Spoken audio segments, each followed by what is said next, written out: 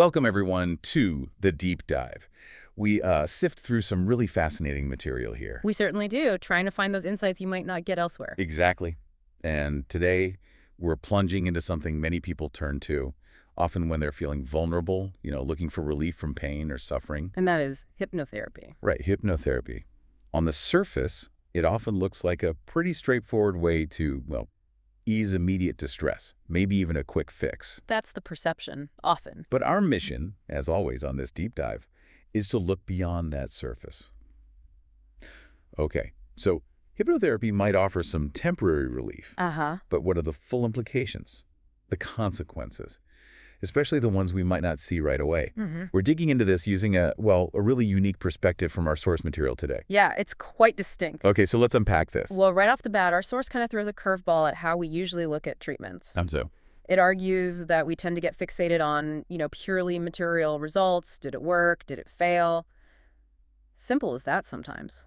Okay, that sounds familiar. But the source says, look, for humans described here as spiritual entities, a really complete picture has to include the spiritual side of things. Spiritual aspects and implications. Exactly. And the source warns pretty strongly, actually, that just not knowing about those spiritual consequences, that offers zero protection. Wow, okay. So ignorance isn't bliss here. Not according to this view. It's a direct challenge to our modern, often very physical way of thinking about health and healing. And to really drive that point home, the source uses this really striking analogy. It's quite chilling, actually. You're talking about the radium girls. Yes, the radium girls. Picture this. Young women, factory workers, early 20th century, painting watch dials so they glow in the dark. Luminous dials, yeah. And to get a really fine point on their brushes, they'd lick the tips constantly. Oh, man, ingesting radium bit by bit. Exactly. And at the time, nobody was thinking about that. The focus was all on the amazing benefit, watches that glowed. Huge for the military at night, A technological marvel, celebrated. Absolutely. But the hidden costs, devastating. Radiation poisoning, bones fracturing, horrible cancers. And deaths, just awful. Yeah. The dangers were completely invisible, hidden until it was way too late for so many of them. It's just a tragic story, really, of progress having these unforeseen costs. And this story, this tragedy, it leads our source to pose this really important question, maybe a bit unsettling. Which is? Is it really so illogical to think that maybe with hypnotherapy, we modern humans are using radiations, or let's say forces whose full nature, whose full effects, we just don't know yet? Drawing a parallel between radium's invisible material properties and potentially invisible non-material forces in hypnosis. That's the idea. The radium girls example, the source says, highlights two key things. First, our tendency as humans to jump on things for the quick, obvious benefit. Like glowing watches. Without really thinking through the deeper potential side effects. And second, radium gave us concrete proof of invisible material properties that were unknown until discovered. Right, their danger only became clear after people used it recklessly. Exactly. So it makes you ask, what else might be invisible? Are there non-material forces at play here with hypnotherapy that we're similarly unaware of? That's a powerful parallel. Really makes you stop and think. And it also brings up how we name things, doesn't it? So? Well, the source points out that before we settled on the sort of innocuous term hypnosis, the whole thing was called animal magnetism. Ah, yes, mesmer. Just think about that phrase, animal magnetism. Doesn't that feel different? Heavier, maybe? Yeah. Compared to the clinical-sounding hypnosis. Oh, absolutely. That original term carried a very different weight, a different set of implications. So what happened there? How did we get from one to the other? Well, that shift in wording isn't just about words. It signals a huge reinterpretation, which our source sees as really significant. We need to go back a bit to the 18th century. Okay. To Franz Mesmer, often called the father of hypnotism, lived 1734 to 1815. He was a physician, and he came up with this, pretty radical idea for his time. He theorized about this invisible natural force. He called it a magnetic fluid. And he believed it flowed through all living things, people, animals, even plants. Okay, animal magnetism, hence the name. Exactly. And he thought that diseases were basically caused by blockages or imbalances in this fluid. Right. And that certain people, the magnetizers, could actually manipulate this fluid in others to, restore health. The patients were said to be mesmerized. So the magnetizer was actively directing some kind of external force. That was the theory. Imagine the scene. People gathered around these tubs, holding hands, Mesmer maybe doing passes with his hands or a wand. directing this invisible fluid. It was quite dramatic. Sounds like it. So this powerful, almost mystical idea of an external magnetic force. But you said the term didn't stick. Why not? Well, as science started to really take hold in Western Europe, the medical establishment got pretty skeptical. They wanted proof. Measurable physical evidence of this magnetic fluid. Exactly. And Mesmer and his followers, the magnetizers, they struggled to provide that kind of solid scientific proof. Okay. So Mesmer's protégés, they wanted to keep the practice going, but they needed to distance it from what seemed like a cult influence. That term was pretty loaded back then. So they needed a rebrand, essentially. Pretty much. They came up with hypnotism and a whole new theory to go with it. Which was? They basically flipped the script.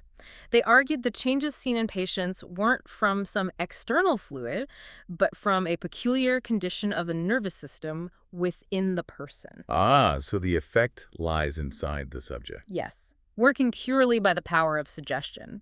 It moved from an external force being manipulated to an internal psychological process. Okay, I think I follow. They made it sound more scientific, more internal, less mystical. But our source sees a problem with this shift, right? What's the big deal, according to them? That's the crux of it. The source argues this wasn't just finding a better name, it was a kind of conceptual sidestep, a shortcut. This new theory, yeah, it was scientifically acceptable, it let practitioners keep working, but the source argues it completely eliminated the notion of any non-material influence in the process. Okay. Which automatically excluded any consideration of the impact or exposure to the unseen forces potentially still at play. Ah, so just because they stopped talking about an external force doesn't mean it wasn't still involved. That's exactly the source's point. It argues practitioners are still interacting with the same forces they can't see. Just calling it suggestion or psychology doesn't negate the impact of whatever forces are being used.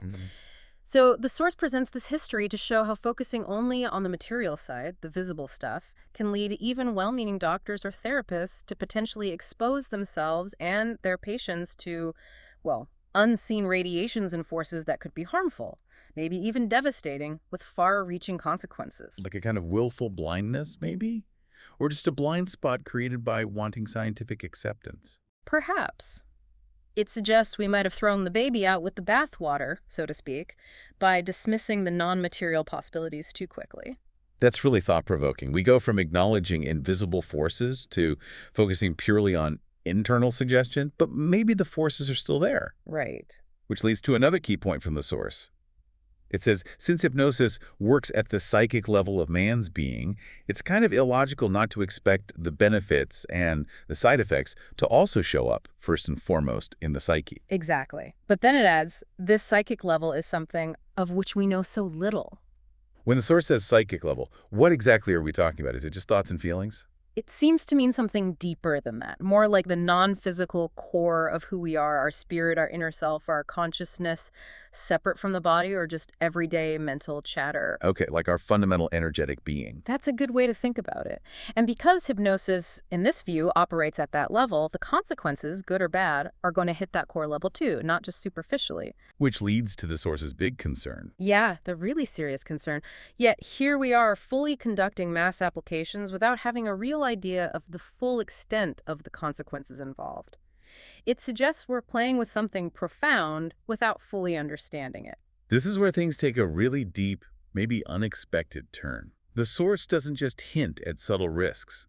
It brings in a perspective that views hypnosis not just as potentially risky, but as a kind of spiritual violation. Right, and for this, it draws on some powerful stuff. Excerpts from a lecture called The Crime of Hypnotism. It's from the book In the Light of Truth, The Grail Message, by someone named Abrushin.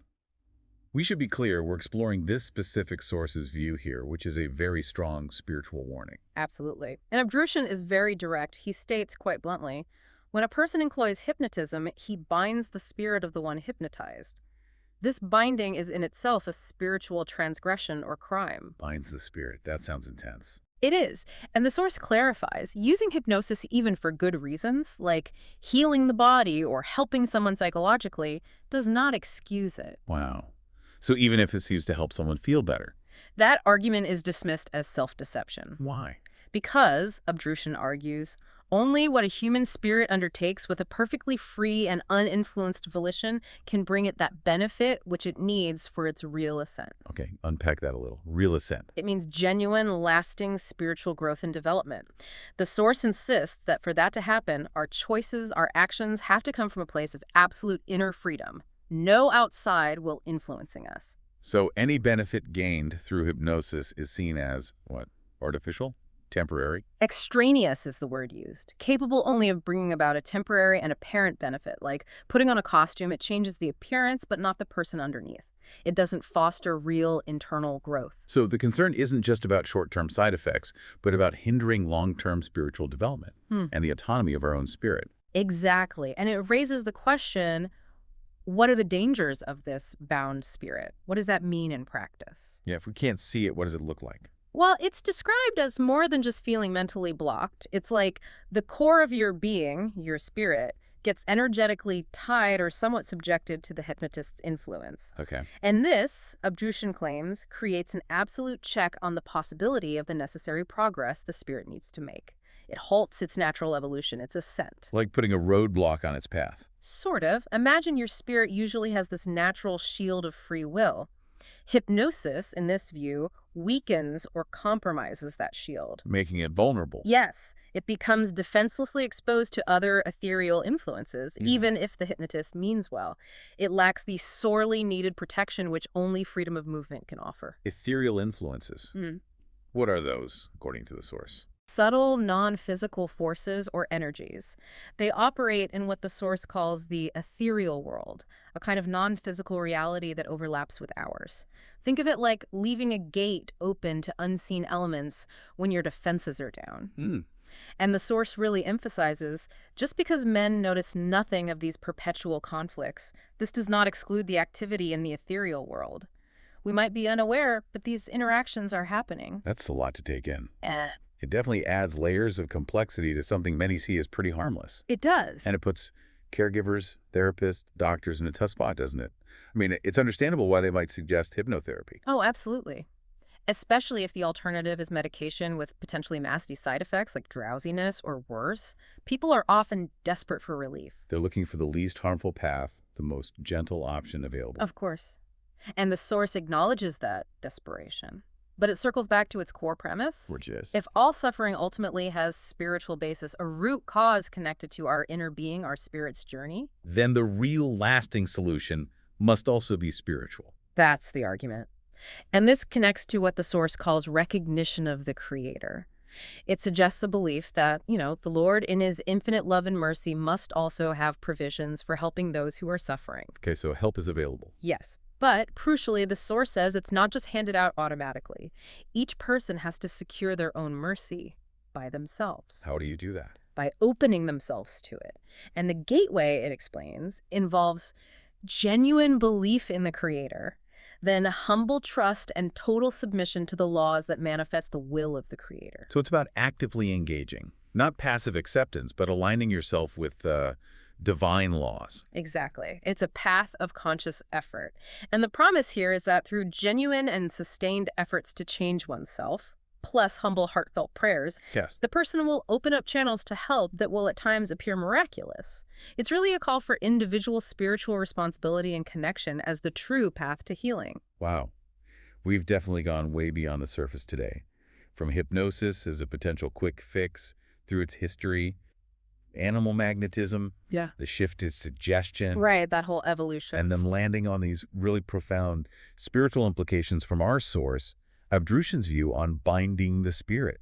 It's a completely different lens. It really is, moving from just the visible effects to thinking about unseen forces and potentially huge consequences at our deepest level. Hopefully exploring this illumination helps anyone listening to weigh things up. The immediate benefits versus these potential spiritual consequences. Especially now, people are feeling more pressure, more pain, and might be tempted to seek help from anywhere, any avenue. Making these kinds of distinctions really critical. It's about deciding what kind of well-being you're truly seeking. Material, spiritual. Oh, a vital consideration. Absolutely.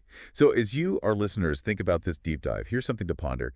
In our constant search for relief, for solutions? Are we always fully aware of the unseen forces possibly at play? And what does it genuinely mean to heal or progress with what the source called perfectly free and uninfluenced volition? Something to really mull over. Definitely food for thought. Keep exploring, keep questioning, and keep diving deep.